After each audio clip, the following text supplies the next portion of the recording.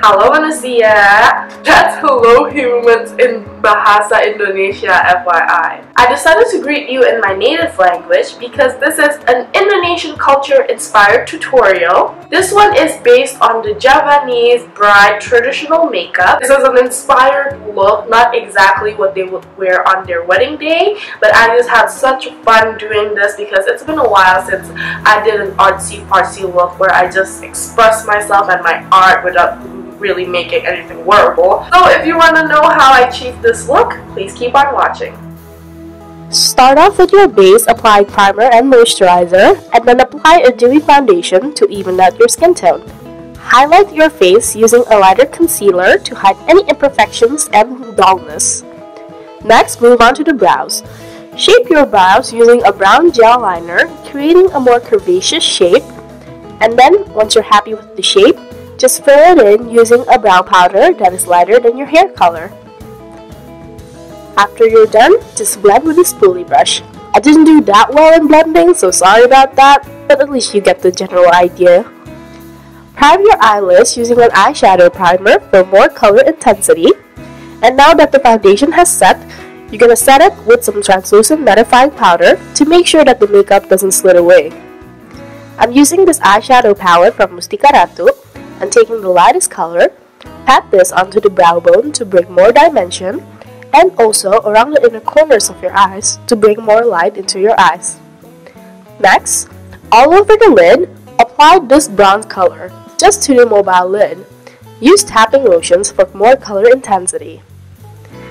Taking the second darkest color, apply this from the outer V, creating a cat eye shape, and then shade it in, blending into the bronze. Just shade it in first, and then once you're happy with the shape, blend it into the crease, keeping that cat eye shape. Also run this along the lower lash line on the outer parts, and then on the center of the lower lash line, run the bronze color again.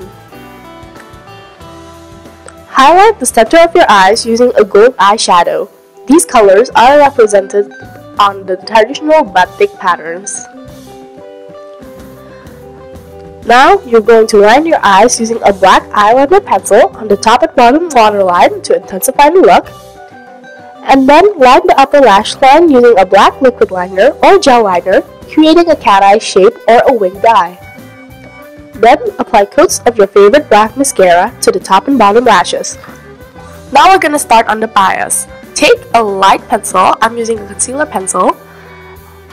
Dot the center of your forehead, a little bit on top of your brows, on top of your arch, and on the center of your forehead, right up on your hairline, and then take something to measure out, and then create dots all around your hairline, stopping just above your ear. Here I'm using a folded card, so I get exactly the right amount of dots and also the right distance.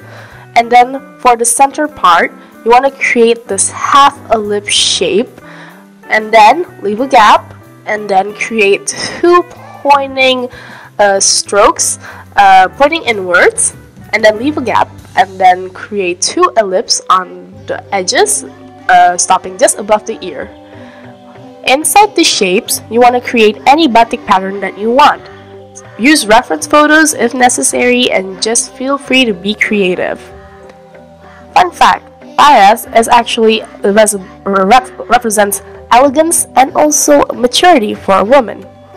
Using a cream black product, shade in where the patterns meets your hairline so that it blends into the hairlines, because it almost looks like an extension of the hairline. And also outline the patterns that you make. We're gonna blend it out later to create more shading, but first we're just gonna use this.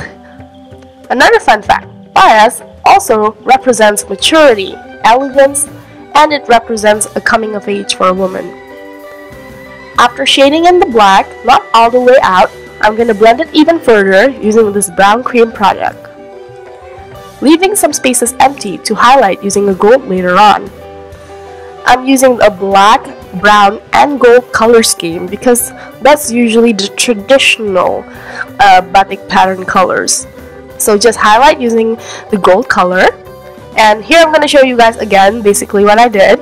Outline it using black, blend it using brown, and then highlight it using gold. These are just base colors, and we're gonna go over it later with eyeshadow to properly set it. So use the gold that you use on the center of your eyelids to highlight the gold part, the brown that you use on the crease to highlight the brown part, and then set the black parts using a matte black eyeshadow. Another fun fact, when makeup artists do makeup for traditional Javanese bride, they usually starve themselves before doing it because it affects them. And now I'm taking a loose pigment from MAC, applying it wet with a precision brush just to create scribbles on certain parts of the design. Next, outline the entire shapes of the design using a black liquid liner for a crisp and cleaner shape.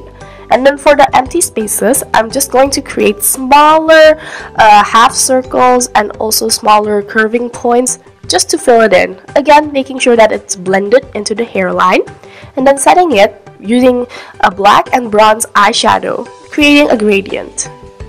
Now for the fun part. I'm using rhinestones and beads on certain areas of the design so that it gives a more three-dimensional interest, and also because batik designs usually have a lot of intricate details on it. It's amazing the amount of the work they put in it, but since I'm too lazy to draw, I'm just using beads. Apply a set of 4 wispy false lashes and conceal the lash band using the black liquid liner again. Now I'm going to contour my face using my MAC blush in Blunt and my Real Techniques contouring blush. Sorry if it's dirty. Almost everything I'm using here is dirty because I just did this look yesterday.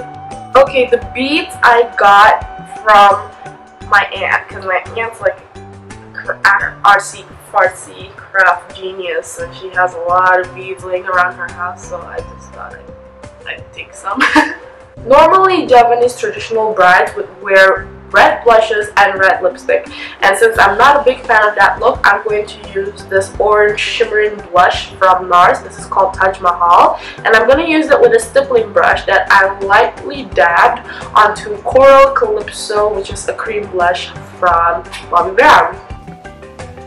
Apply the blush to the high points of your cheeks and a little bit on the tip of your nose, and then for the lips, line your lips using a red lip liner, creating a more curvy shape.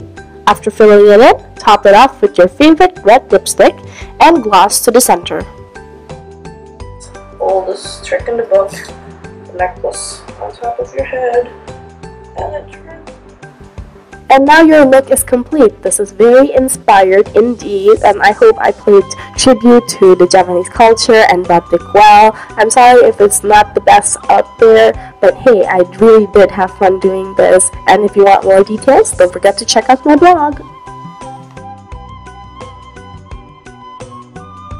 So that's it for this tutorial. I hope you guys found it entertaining and helpful. And if you want a list of all the products used, more photos, plus a little history background on the traditional Javanese makeup, go to my blog, delaniamarvella.blogspot.com, link below. Also, don't forget to like this video so I know that you guys enjoyed it, and also if I get a lot of thumbs up, I promise to do more Cantiknya Pertiwi tutorials. And also subscribe to my channel for more upcoming videos. Comment down below any video requests or questions that you may have, and also tell me down in the comments what you guys think of the traditional Javanese makeup. So yeah, I hope to see you guys on the next video, and sampai jumpa dan terima kasih. That means see you and thank you, FYI.